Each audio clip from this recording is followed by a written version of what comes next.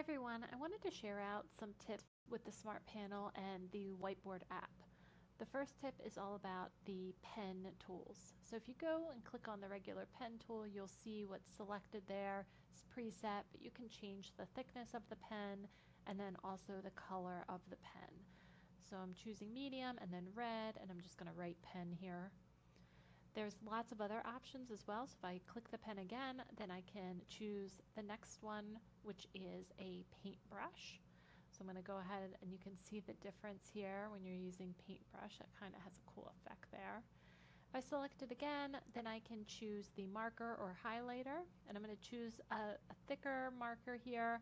And then if I just go right over that pen, you can see that I'm highlighting that. I'm going to come down to the crayon, and I'm going to choose green, and you can see how this is again slightly different. Again, our last kind of fancy new one is the calligraphy pen. So if you want something a little bit fancier here. Next, we have the text option. So this is going to have your text transform into an actual text box. So there it is, and then it's going to transform. I can even draw a little smiley here, and it creates an emoji.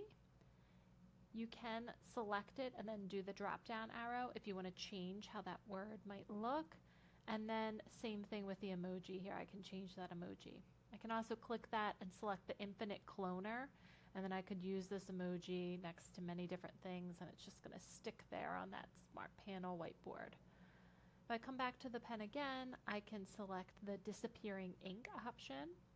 So here when I go to write, ink, that disappears. You can see it slowly as I'm writing, it's disappearing. So if you have something where you don't really need the ink to stick, this might be a good feature for you to use. Again, if I come back to my pen, I can select the eraser, and now I can change the thickness here, and then I can use my pen as an eraser. I can also still use the other eraser features I have, like the back of the pen, the actual erasers. I can use my fist close in, which I'm using here, or an open hand if you need a bigger space. You can also use the select tool down in the toolbar to select a big area that you would want to delete once you hit the arrow there. You can also hit the 3 dots that are on the toolbar here and the paintbrush, which is going to just brush everything away. Now, not things that are stuck there. So for this, I would have to disable the infinite cloner, then go back, and then hit the brush, and then it will be removed. So anything locked in place won't. Hopefully you found this helpful. Have a great day.